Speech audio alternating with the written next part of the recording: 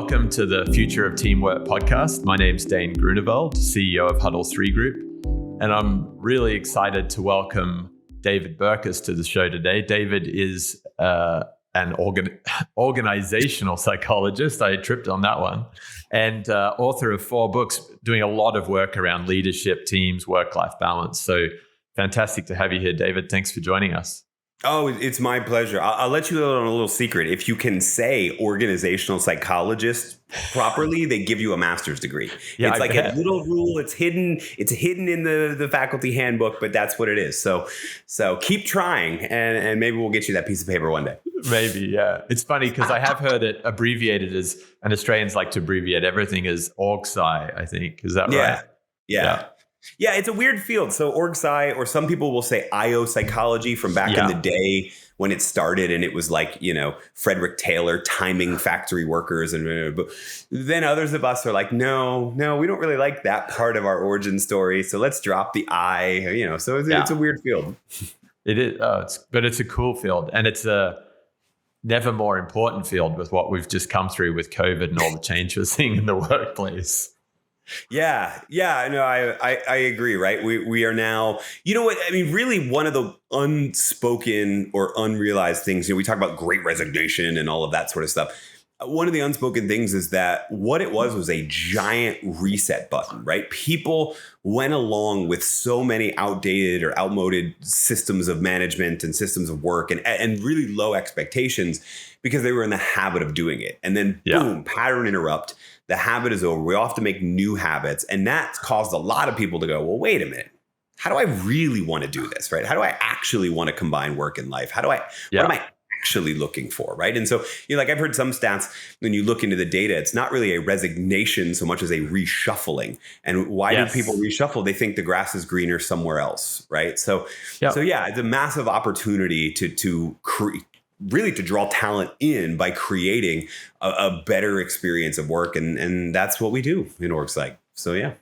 No, I love that. So tell us and our listeners a little bit more about sort of your story. How did you find this field, early life, find the field and develop your expertise and passion for this whole world of teams and teamwork and leadership? Yeah. Well, how far back do you want to go, right? Where did it get real? Right. So I went to college, or your Aussie would say uni, right? I went to university. I went to a 4-year program for English and creative writing. I wanted to be a writer from the time I was in high school, right? Now, when you're that young, when you're 17 or 18, you think that writing is fiction. You think your grand existential crisis is like, do I want to be Ernest Hemingway, hopefully with a longer life expectancy, or do I want to sell out and be James Patterson, right? Literary versus commercial, right? What do I want to do? Yeah. And along that time, I was really lucky. This was when Gladwell was writing some of the early New Yorker pieces, and some other kind of social science writers were writing some really solid articles, long form narratives, and books that were blending social psychology and storytelling. And I'm picking it up on it because I'm studying storytelling. I'm studying fiction and creative writing. But I'm also noticing that those people, more people read their books than read novels, and they're making a bigger impact, and they're not starving like a lot of novelists. And so in my mind, I was kind of like, there's something here. This is like, I'm finding this research fascinating, but I'm finding blending that research with the storytelling also fascinating. So I want to do that, right? So I graduated, got sort of a normal job and studied part-time at times, nights and weekends, sort of org-psych program, until I got into a doctoral program and ended up in a weird, twisted way becoming a faculty member. I honestly had no intention of that, right? Like, I thought I was going to be the straight up Gladwell or Shane Snow or Jonah Lehrer of like, I just know a little bit of the science and then I write about it. I ended up spending like a 10-year detour in business school teaching leadership and organizational behavior, but still incredibly worthwhile experience, right? But it's funny how people ask me, oh, you're an academic and then you started writing books. I'm like, no, actually writing was always the goal. Helping people through that was always the goal. The academic side, total detour. That's cool. And detours are a fascinating part of careers and businesses, business pivots. You could probably spend a whole show talking about detours. It's kind of like, life's what happens, not what you wrote in the plan, but while you're trying to achieve the plan, it takes you in different directions. So that's very cool. For sure. I mean, COVID is a great example of that, right? Yeah. So I wrote a book on kind of innovative management practices and ways that new teams were forming, had some fun insights for teams, especially around temporary teams, et cetera, and around virtual and remote teams. I wrote that in 2016.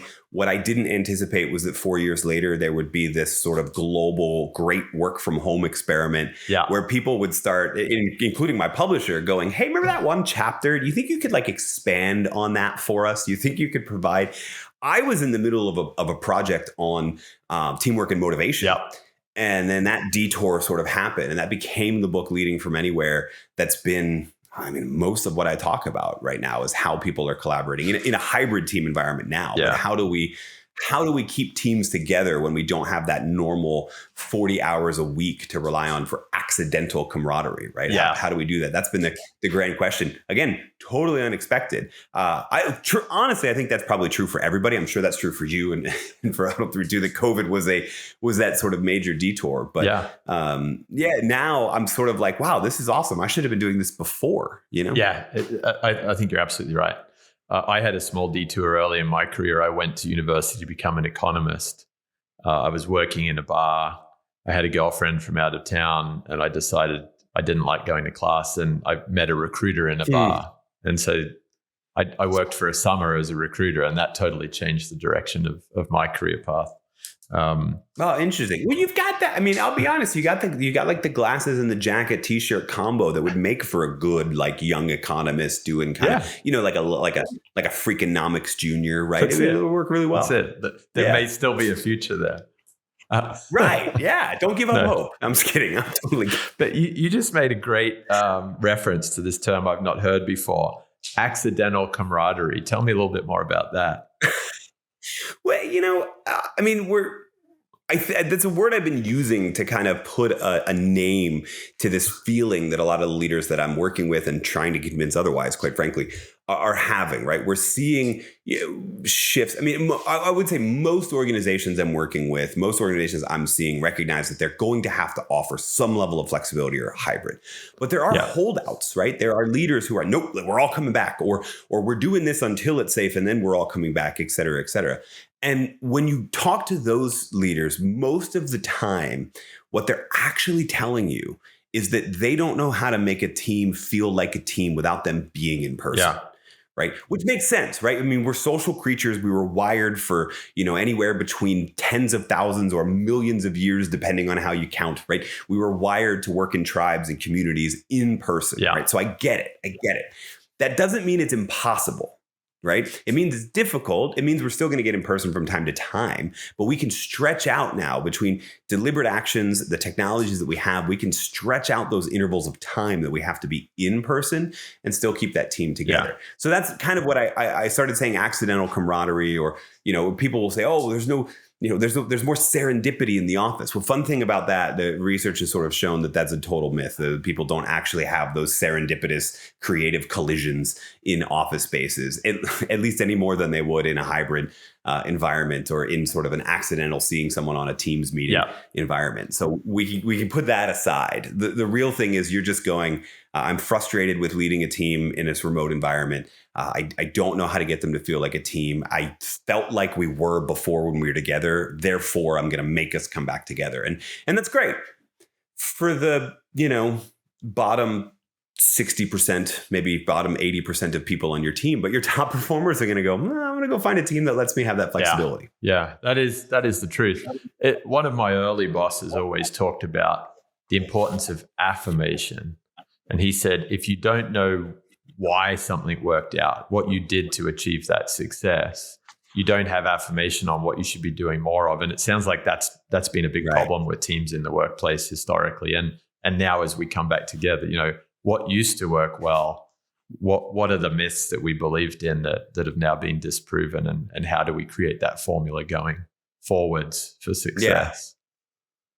Yeah, so, precisely. So collaboration and teams is an interesting one. And naturally, you were talking to me earlier, David, about, the new project and thinking about, what a future team could look like. Could you tell us a little bit more about that? Yeah. So, I've been diving into a lot of the research on how do we explain. So let me back up, at least in terms of if we're thinking about this through the lens of future of work and future of teamwork. I believe that one of the disruptions that COVID happened, one of the pivots we all took, is that employee experience is now a much larger function of team culture than it is company culture, right? Gone are the days of free food in the break room and all sorts of perks and benefits. Those are great, but you can't really brag about free food if nobody wants to come to your office. Yeah, right. Yeah. Right. You might be able to, if you've never done free food before the pandemic, you might be able to use it every once in a while to bring people into the office. Yeah. Who knows, right? But in an environment where people are not seeing each other every single day, they're working more and more with the same team or the same 2 or 3 teams. And so the culture of that team, not the whole organization, affects their motivation, their collaboration to a much stronger degree. In fact, if I ask most people in the last 2 years, if I ask them to talk about their company culture, they start telling me things that are really a reflection of their team and their leader, right? So I started from kind of that premise and started looking at, okay, well, what makes for a high performing team culture? What makes for a culture of collaboration, et cetera? In my mind, the single best study for practitioners on this is Google's Project Aristotle study. Mm-hmm. That was a really popularized study because it was honestly a rediscovering of Amy Edmondson's awesome body of work around psychological safety. But it also had 4 other elements that I don't think get enough appreciation, right? And when you combine that study, which is more a practitioner-focused study, there's better, well-conducted studies by actual academic researchers, et cetera. But then you read that paper and you fall asleep 3 pages in. Yeah. Right? So when you combine what they did with all of this kind of other research, what you find and what I've sort of boiled it all down to is I think you really need 3 elements, and psychological safety is clearly one of them. The other one I call common understanding, or you could call it, Anita Williams-Woolley calls it a collective intelligence. Basically, it's what happens when people have not only a clear sense of their roles and responsibilities, but also an understanding of the other people they're working with. So they understand the personality too. Yeah. Right. So I kind of think it as clarity plus empathy, or clarity of roles mixed with clarity of person. And when that happens, that's what you actually need to get a team collaborating. Not just do I know my roles and responsibilities, but do I know how to communicate project updates or requests for help or feedback to other people based on their personalities and their different preferences and that sort of thing. So that's sort of element 2. And then the third element that I see is what I started calling pro-social purpose, after Adam Grant has a body of research on pro-social motivation that kind of formed give and take, but in my mind stayed at the individual level, when some of his studies and some of the studies that came after that look at it at the power of teams as well. Mm-hmm. Knowing who is served by the work that a team is doing, knowing how their work fits into the larger whole that helps the whole organization, can be just not only a motivating element, but a bonding element as well, because it creates something sort of bigger than ourselves. And so to your question around collaboration, I see those as the 3 kind of vital elements if you want a team that really collaborates well. And you need those vital elements because now more than ever, people are going to be defining whether or not they're happy with their work, whether or not they're motivated, not with the company culture, but with the culture of that actual team. Yeah. Pro-social purpose, it reminds me of one of the studies that Dan Pink shared recently at a conference around, and you're probably aware of it, around the chefs in the kitchen seeing on an iPad the restaurant visitors and who they were cooking the food for. Yeah. And what I love about that particular study actually is that it didn't measure the motivation of the cooks. It measured the customer satisfaction. So it's true end result. So you have sort of you have like an unbiased measurement on the result, that they were literally cooking food that tasted better because they could see who it was for. Yeah. Right. Yeah, exactly. And you see it in, the other kind of body of work. So that blanking on who that study was from, I know they fancy themselves a behavioral economist, which is really, behavioral economists are organizational psychologists who are trying to win a Nobel Prize. That's really the only difference. Okay.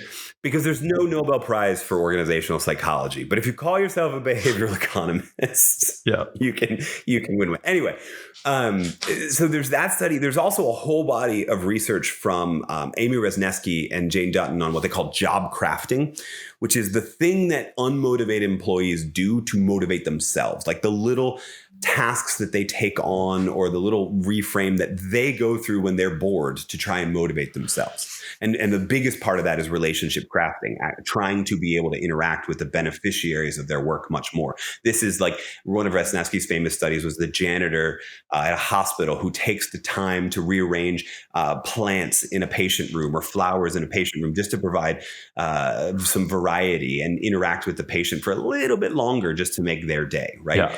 Yeah. My thing is if that's what people do when they want to motivate themselves, that's probably what we should do as leaders, like automatically. Like if it works because people are doing it, taking it on themselves to do it, maybe we should just try doing it and see how that works. The interesting thing with both of those cases, the chef seeing the customers and the janitor rearranging the flowers, is that those are individual tasks. That's not a team collaborating. I wonder, have you seen any ways where you do see teams of people collaborating for a... Well, so the chef's one is, right? Because if you think about the way that food is produced, it is an interdependent role, right? There's multiple parties inside of that. And that's really kind of the way to look at it, right? Is you could have the exact same approach of that person who's doing this prep piece on this side is handing that meal over to the next person in line for it, et cetera. And they could look at their who is that, or they could be reminded of the ultimate goal, right? And so that's the real kind of, I think, power in that study.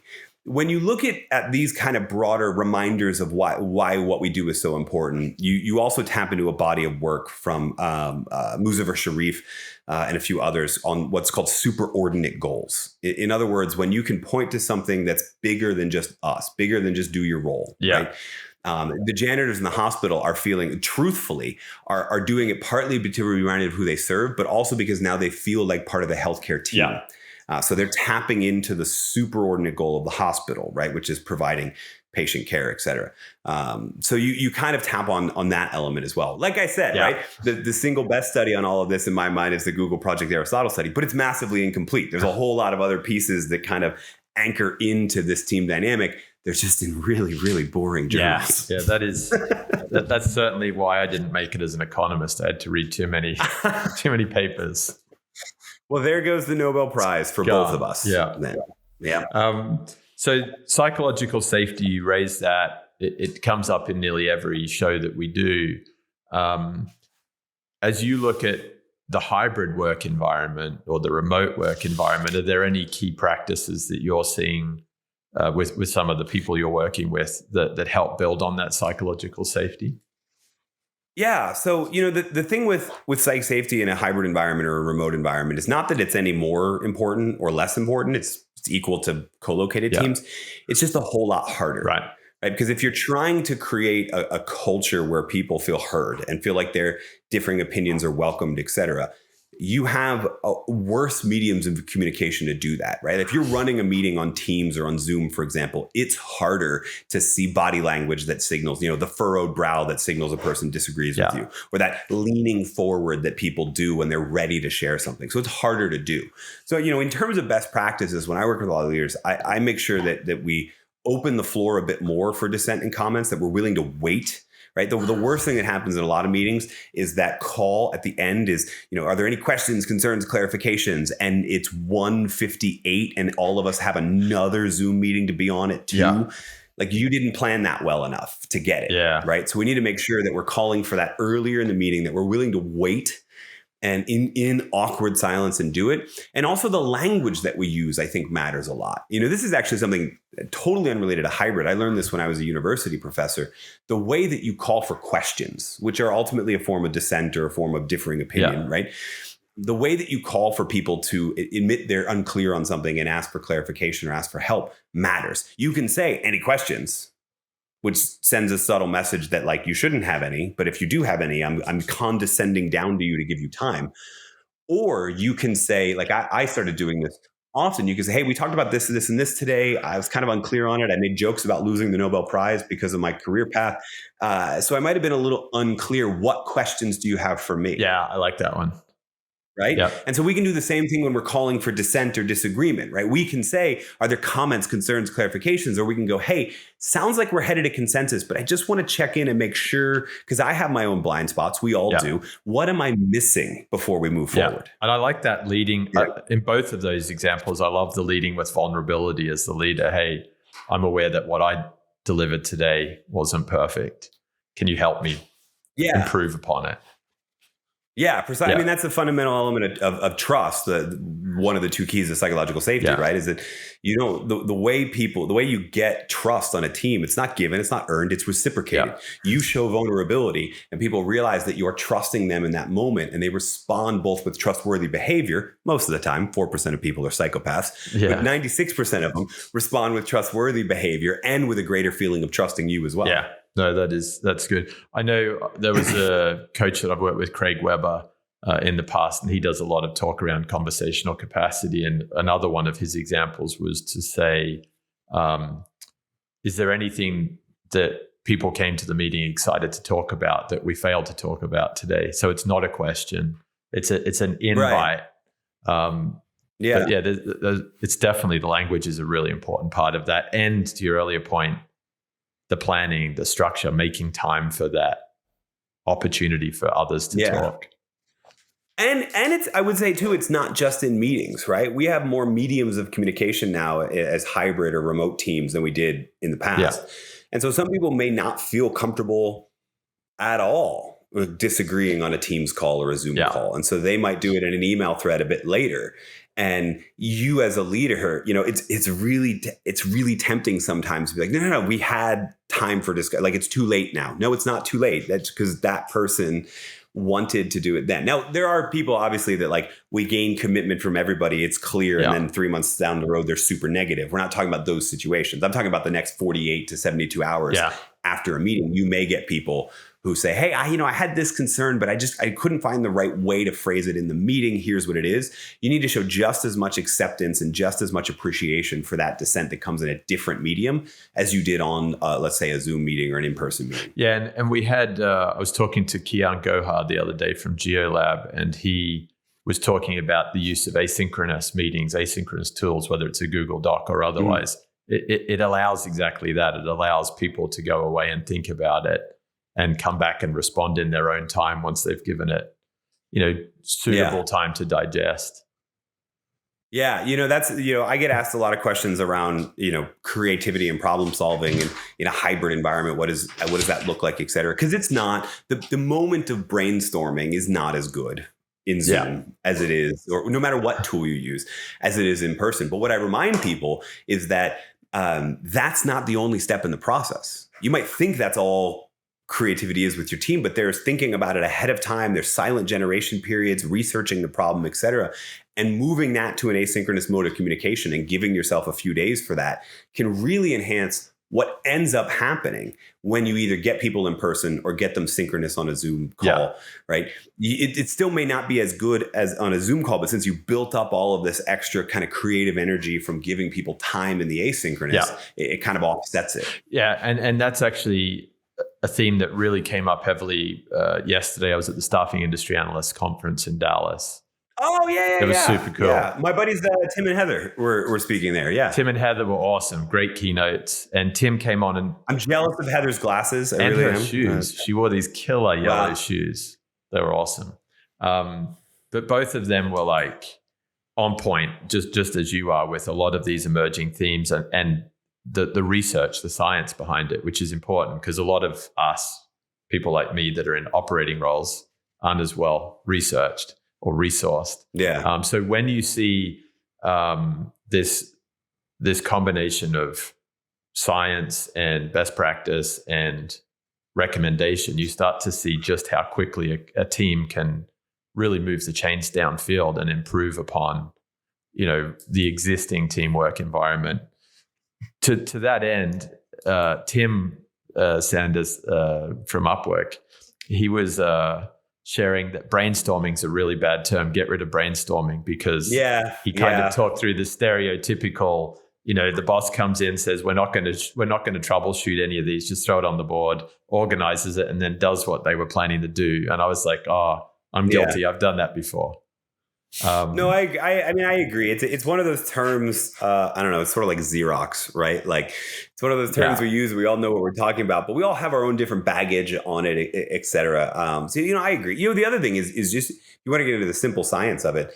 Brainstorming is a term coined by an ad guy, Alex Osborne. And he had a specific process and specific rules. And what we now know is that some of those rules are wrong. Like his fundamental rule, no idea is a bad idea, defer judgment. Well, Charlie Namath has this huge body of research that shows if you can harness task-focused conflict in the midst of idea generation, you get better ideas and you get more ideas. I should invert that. You get more ideas, and then as a result, you get better ideas. But so, it's just straight up wrong. So, Tim, it's a term I use often because people know what I'm talking about, but I'm with him on that one. I really am. And the other cool thing he touched on, which you've just raised now in your use of the asynchronous meeting to prepare people for the conversation, he said that 3 days in advance, if you're giving them a read ahead and a specific role, here's the read ahead. We want you to come in and focus on where we might have gaps or blind spots here. He said that encourages people to come into that meeting with, some confidence about raising some of the problems, the differing opinions that need to be addressed by the team. Yeah. Yeah, I agree. I agree. I think the other reason I think that's so important, especially in the last 2 years, is there are people. I get asked questions all the time, simple, like little stuff like, oh, how do we get everybody to turn their camera on in a remote meeting or something, something like that. And I think like that, truthfully, that's a symptom. That's not the problem. Like the problem is you actually messed up a while back. Like, because if you called a meeting and then all you did is present information at people for the first 30 minutes, they're checked out anyway, right? So like Tim's idea of the read ahead or what have you, there's really no reason, unless you have to do it from like a legal or certification, like continuing ed thing. Yeah. There's really no reason to use a virtual platform to present information at people on your team. Yeah. That can be recorded. You talk over the slides, recorded ahead of time. You send it out as a read ahead, et cetera. The purpose, if you're going to get everybody together in a virtual capacity, it should be to discuss, to debate, to decide things that require interaction.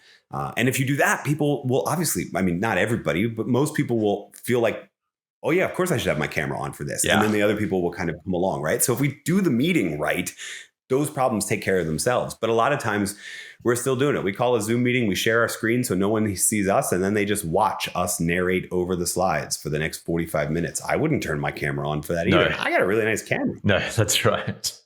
And also if you're in that meeting and you're getting kind of just a notes from the field, you're more likely to be doing your emails or doing something else. It's not very engaging, is it?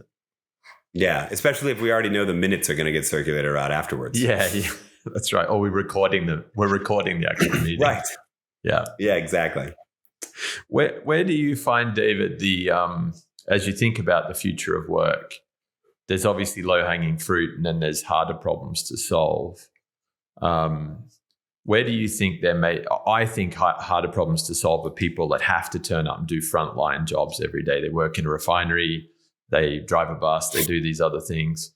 How do you think that we're going to be creating better opportunities for collaboration, even people in the kitchen, better opportunities for collaboration among those teams? Well, let me say the thing I'm not supposed to say as an author of a book on remote teams, et cetera, which is that I don't think there's going to be a whole lot of virtual or remote collaboration in the future anyway. Yeah. Right? I mean, I think there'll be more of it than ever before. My grand prediction, if you want to give a grand future of work prediction, is that the percentage of people who say they work remotely full time pre-pandemic versus post will double. Right. It'll go from 4% to 8%. Right. And everybody will be back in a hybrid environment at first. And then a lot of organizations are going to do hybrid poorly. And so people will just feel pressured to come back or feel like, forget it, I'm just going to come back anyway. And so, I don't see a lot of those people that are forced to be on site. I don't see that as difficult as maybe it has been over the last 2 years. Certainly it's been a challenge over the last 2 years. That's a great way to reframe it. That said, I think there's still going to be that kind of us versus them mentality between blue collar and white collar that we have to worry about.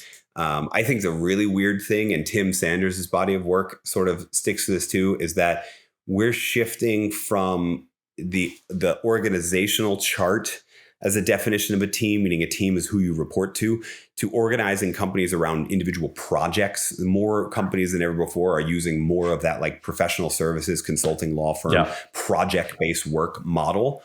And when you add on to that, things like what Upwork is doing with enterprise level outsourcing, meaning, we have this project and we need 24 coders, for example, but this project's only 18 months long. We don't want to give them a full-time employment contract. Now you finally have, we get really nerdy. Now you finally have Charles Handy's Clover organization of like 3 leaves of a clover between full-time, part-time, and this kind of middle range thing. Yeah. And in all of that big challenge to me is what you might call, in works like you might call it the problem of shared identity. How do we unify people under that guise of we're even if it's just this one project, we're still working towards one thing bigger than ourselves. We feel united. We feel part of that team, et cetera. And there's a couple, so we already talked about superordinate goals, that role of pro-social purpose, who is served by the work that we're doing, that can help tremendously there as well. But then there's also, we're going to have to think on the hard stuff is like, even just the technological questions and the access to information questions, et cetera, that are truthfully a little more nitty gritty. I'm more on the org side than the IO side, but those will be big challenges too. Big challenges. Even just how we in the United States, in my opinion, I don't believe we have the right classification of employee to move forward, right? We have this part-time, we have this full-time, we have this independent contractor, but there's like a hole missing if we're going to do this. That fractional employee or the project-based employee. Right. Yeah. Right. And what's funny is we're already seeing fractional employees in a remote world where some really savvy people are holding down 2 jobs at once because both jobs are 100% remote. Well, right? There's actually some scarier science on that you're seeing fractional roles in a remote world where someone's holding down 5 roles and farming it out to other people because you don't know who's doing the work. That's true. Yeah. Right. So like I said, we don't have, there's all sorts of, nitty gritty legal, technological, information security. Yeah. Questions in that regard that have to be answered. And I'll be honest, I'm not the person that has to answer them, but on the experience of work side, we really need to be focusing in on that shared identity piece and what we're doing, even if we're shifting to project-based work, what we're doing to make sure everybody feels like we're involved. So let's play on that shared identity a little bit longer. So Heather McGowan talked about it at the conference this week about, there are some workers that are lifers that are going to continue to grow and evolve with the business. And there's some that are great project workers and they come in to solve an issue and then move on. And she classified herself in that latter category. Shared identity, when you're only on the team for a short period of time, is that more difficult to achieve? Do you get this hired gun, mercenary type vibe that's going on that gets in the way of collaboration? Well, I think it's most difficult when you have a mix of those 2 types of employees working on the same project. Okay. Right. Because obviously the full-time employees are going to feel like they're taking it more seriously, even if they're not. Yeah. Right. The advantage of the project-based worker and the freelancer, the gig economy person, et cetera, is actually that they're already in a mindset that even though I'm doing this work project by project, I'm working in a very small world. And I'm going to see these people again, right? And so maintaining interpersonal relationships matters. It actually matters for my professional health, right? Because how do I find new work? I find it, through this network of past collaborators, et cetera. So, simple interactions, civility, camaraderie, et cetera, come easier to that side than this side, who is, you're just here temporary. You're not as committed as I am. Like, well, no, that's not actually true. You just see the only projects that are a part of this company that matter, and I see the broader ecosystem, right? So there's that. I think this really then gets back down to this idea of why does this project matter? Who is served by the success of the project? What is it for? Because I think you can still get people highly motivated. Like the research on superordinate goals is almost entirely done on short-term temporary teams. Okay. Right. So it's definitely possible. And whether or not people do it is a whole other dilemma, right? Yeah. Right? Whether or not people take the time to really pause for purpose, reiterate the reason we do it, et cetera, especially when you've got people, like I said before, on that team for whom their performance metrics and their incentive compensation and all of that sort of stuff actually has nothing to do with the success of this project. Yeah. Whereas the project-based workers who might be joining in, it obviously is entirely incumbent upon that, right? Yeah. So you have those kind of difficulties as well. I like the way you framed the gig workers, the freelancers, the project-based professionals as almost like nomadic tribes, that they're relying on each other for, which wells they're going to visit again in the future and how they borrow and trade with each other to get through projects or to find, the next thing. I mean, you see it, right? I mean, some of the earliest research done on this was done by academics like Brian Uzi and Jarrett Spiro, who did it in Broadway, right? And you see it also there's a great piece. It's probably 3 or 4 years old now. No, sorry, 3 or 4 months old now. It was in the New York Times weekend edition that was basically what Hollywood can tell us about the future of work, right? Because movies are that same thing, just like a Broadway show, right? And more industries are moving towards that. Not everyone's there yet. I get it. And certain industries will never necessarily be there. But more and more industries are moving that way. And it's the people who are already in those industries that have the kind of mentality advantage. Yeah. It's funny you mentioned Hollywood. Had you seen Tim's presentation that he did yesterday when he talks about Toy Story? No, did he mention that? No. You're all over it. I mean, I should say Tim and I have known each other for a decade. I'm the one that I'm sure, let's see, did he give Genius as a team sport? Yes. Was that the Genius as a team sport? My first book, The Myths of Creativity, uses the sentence creativity is a team sport. And when he read it, he loved it so much he emailed me. And that's actually how our relationship started a decade ago. And I've given him permission to sort of, use. I'm not the only person that's ever used blank as a team sport. So there's not exactly something I can trademark here. But it kind of came from that similar mentality. We were working in similar spaces and kind of found each other. So yeah, I'm not surprised that there's some overlap there. Yeah, it's cool. And he talked about the Toy Story project, which was obviously the first computer generated animation film. And the way he talked about it, which ties in exactly with where you've gone there on Hollywood shaping the future of work, is that the only way Toy Story worked was that they got a team that was really good at identifying lots and lots of small problems and solving lots and lots of small problems rather than focusing on a big problem. And I actually think that's where businesses today go wrong, is that they grab a bunch of people together and they give them this huge objective, this huge project, and they say sort of go fix it. And they put a timeline on it, they pressure it, where actually, if you look at Hollywood's not saying, let's stack up the next 10 years of movies. They're saying, let's go and get the next best movie and let's really do a very good job of it. So maybe there's something there in, creating a muscle memory for putting teams together around small projects and getting good at identifying the problem and solving the problem iteratively. Yeah.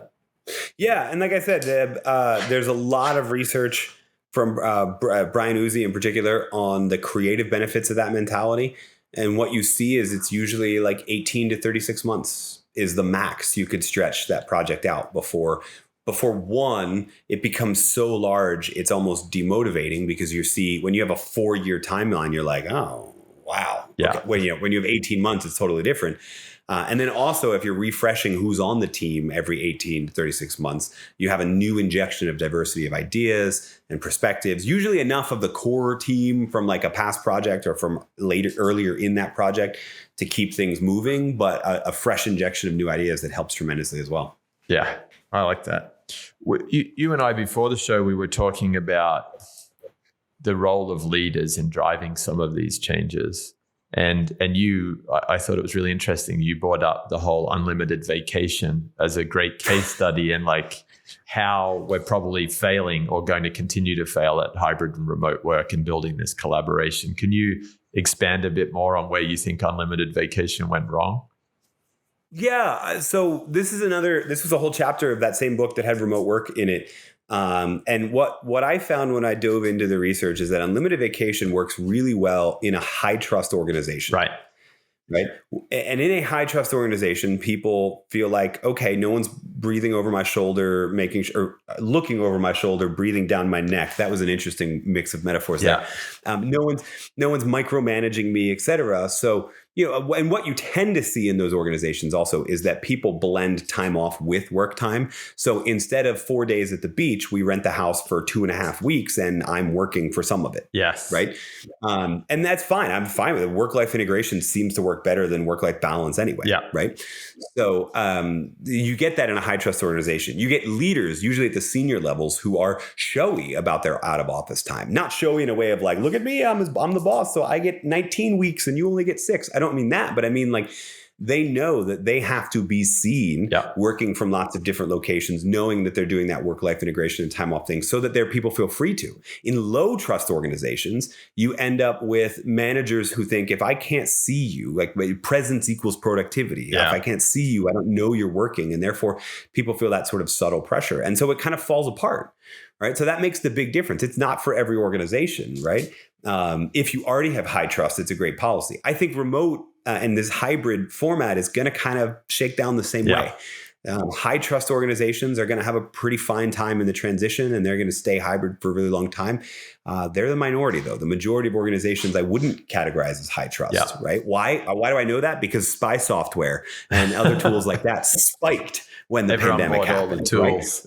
Right. So in those organizations, you're going to get leaders, senior leaders especially, partly generational and partly out of this low trust environment, who are going to want to be back at the office most of the time. And so the people that want face time and to be seen and to be marked as a productive worker, they're going to be there most of the time. And then that's going to roll downhill to where, and we there's some research in this that I explored before the pandemic that most organizations in the Fortune 500 had language somewhere in their employee experience section of their website talking about their flex time program and the benefits of it. But there were hidden stigmas to asking for it. Particularly stigmas that broke down on gender, which is really infuriating. But there were hidden stigmas to asking for that flex time. And so the truth is, I think that's where we're actually headed for most organizations, because most organizations aren't high trust organizations. So they're going to have a hybrid policy, but what's going to be said is different than what's going to be seen. And people are going to respond to what's seen. And in the end, what hybrid or flex time for a lot of organizations is going to mean is I can work from home that afternoon because I'm waiting on the plumber, right? And or because my kid is sick. And that's about it. Right. Not I can work from home, or I work from home 2 or 3 days a week because it's better for me to have uninterrupted focus time where I can do work that generates value, which is what we want, right? Out of a hybrid environment. It's going to be kind of that other way. Life circumstances happen and I'll be forgiven because we have a flex time policy. So you've probably reduced the heartburn there for a lot of commercial landlords too. That's possible. That's certainly possible. The reality is we heard the headlines about companies selling massive amounts of office space or what have you, or I forget which tech company it was, spent like $50 million to get out of a commitment to occupy a building in San Francisco. But we heard about those stories because they were unique. The vast majority of companies in America, at least, either already owned their campus or had a 10 to 20 year lease on that facility. And so, the space is still there. Yeah, definitely. No, that's good. So as you look out over the next couple of years, where do you have hopes for, continued leaps in the extent of collaboration and good teamwork that, we can be doing in the business world?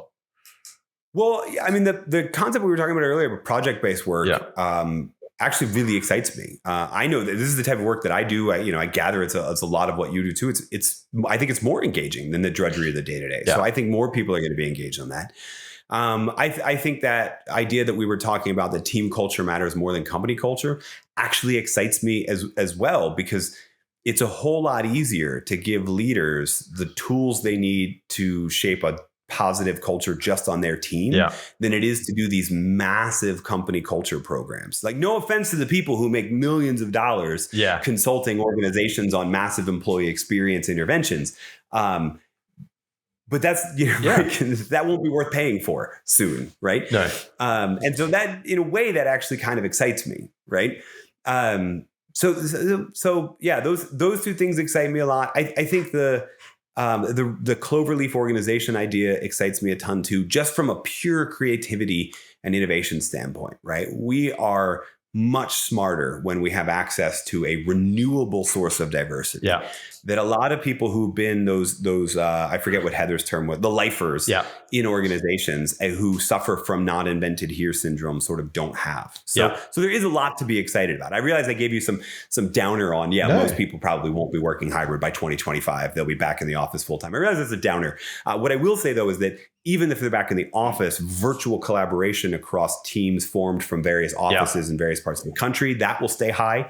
And that collaborative work with project-based workers will stay high. So the experience of work, even if you're back at the office, will still be a little bit better. And so all of those things are, in my opinion, reason for excitement. Yeah, I agree. And you say a downer, but it's too early for us to know what the social impact, the health impact of not being in office is. I know BBC ran an article the other day saying, in a remote world, some people are losing out on opportunities to socialize, to get away from the relationship at home, which might be a little bit all too consuming, to get away from kids running around. So I don't think there's a black and white answer onto like what is good and what is bad. It's going to be different for everyone.